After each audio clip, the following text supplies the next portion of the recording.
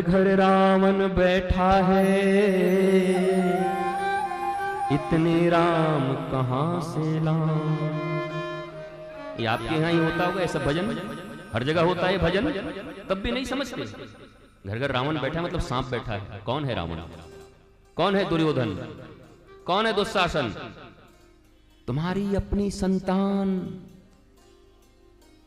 तुम्हारे सबका मुख सीरियस हो गया। गुरुजी कथा कहने आए हैं कि गाली देने आए? सब चले चले, हम सही कह रहे हैं, सुन लो। कौन है दुर्योधन? कौन है रावण? और कौन है कुंभकर्ण? अरे उठेगा कि नहीं? कुंभकर्ण हो गया क्या? रोज 12 बजे उठना। कौन है रावण? जो स्वयं भी रोता है और लोगों को भी रुलाता है। तुम्हारे घर में ऐसा कोई नहीं? बोला घरवे में तो है महाराज जी, बाहर थोड़े कोई। हम जहां जावें तो लोग यही कहें, घर ही में तो है, बाहर थोड़ी कोई है रुलाने वाला हमको। घर ही में रुला के रखे हुए। तो रावण घर में, दुर्योधन घर में, दुशासन घर में, कंस घर में। कंस की 2 पत्नियां हैं, अस्ति और प्राप्ति। इतना है, इतना पाना है।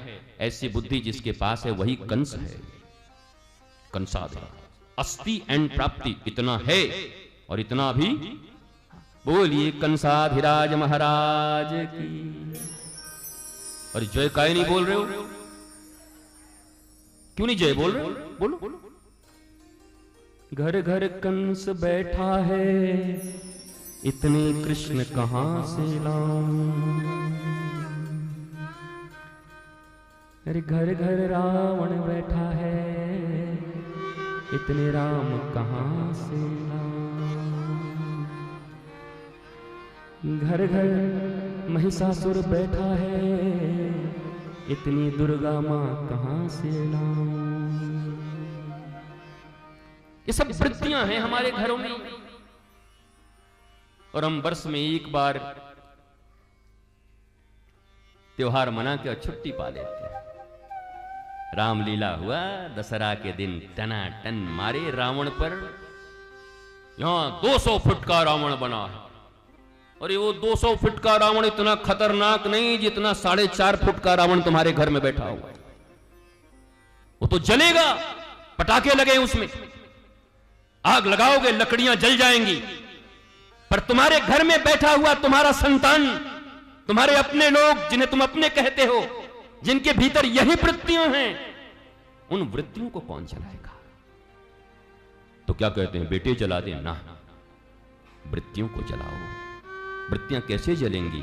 संस्कार से। संस्कार कहां से आएगा? जन्म के पहले से।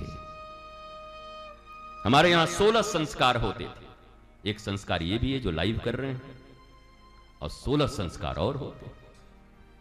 16 संस्कार। पहला होता था पुंसवन। सनातन संस्कृति, भारतीय संस्कृति ऋषियों की बातों को भूल गई,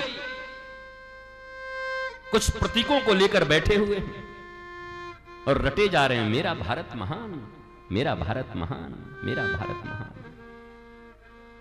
कभी एकांत में हम पुजारी जी से कह के जाएंगे, एकांत में कभी दरवाजा बंद करके जरूर हमारे खाटू नरेश श्याम सरकार से पूछेंगे कि बाबा आपको प्यार करने वाला भी कोई आता है कि दिन रात मांगने वाले ही आते हैं? जरूर आपको बता देंगे। तो जितना बड़ा फूल, तो श्याम बाबा उतना ही देख के पीछे उठते, बोला आ गया। 500 रुपया का माला लेके आया है, कम से कम 5 करोड़ की ठेकेदारी की मांग है। बताओ, अधिकारी भी 7 से 10% घूस ले लेते ठेकेदारी देने का।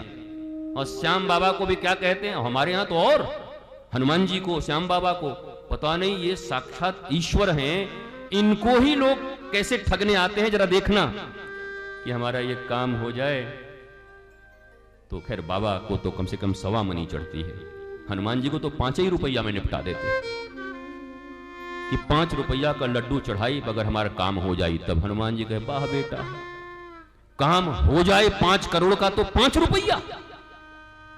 इतना हिसाब किताब हमारा कमजोर है। ज्ञानिनाम अग्रगण्यम सकल गुण निधानम वानराणाम धीशम रघुपति भक्तम वातजातम नमामि मनोज्वम मारुत तुल्य वेगम जितेन्द्रियम बुद्धिमताम वरिष्ठम। बुद्धिमताम, ज्ञानी नाम अग्रगण्यम, ज्ञानियों में अग्रगण्य, intelligent, super brain Hanuman ji. उनको कह रहे हैं 5 करोड़ का काम कराए दा तो 1.25 किलो लड्डू चढ़ाई। उधर अधिकारी पहले लेकर के इतना बैठ गया हो, फिर भी चप्पल घिसवा रहा है, काम नहीं हो रहा। और हनुमान जी का हो जाए तब देंगे। अरे हनुमान जी को मनुष्य के बराबर भी तो समझ लो, कम से कम। इतना ठग रहे हो? बुद्धि तुम्हारी भ्रमित है कि उनकी भ्रमित है? इतना झूठ, इतना कपट, इतनी बेईमानी, इतना आश्वासन। सारी दुनिया जिनकी है उनको 1.25 किलो लड्डू का आश्वासन। प्यार करते हो कि व्यापार करते हो? कोई शर्त होती नहीं प्यार में, मगर प्यार शर्तों पे तुमने किया।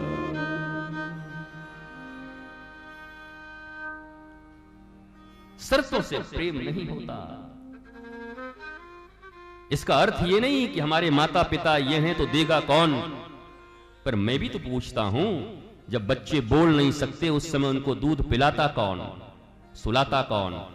उनके पेट में दर्द होता है तो ये समझकर दवाई देता कौन? मां। इस जगत की साधारण माता अगर बच्चे के बोले बिना उसके जरूरतों को समझ सकती है तो जो परम माता और परम पिता है उनको बोलने की भी क्या जरूरत है? क्या आकर उन्हें प्रणाम नहीं कर सकते? क्या उनके दरबार में झुक नहीं सकते आकर? मौज है, मौज है। श्याम बाबा उधर से पूछे कैसा है? बोला मौज है, आपकी कृपा है। लख खाटू नरेश की जय हो।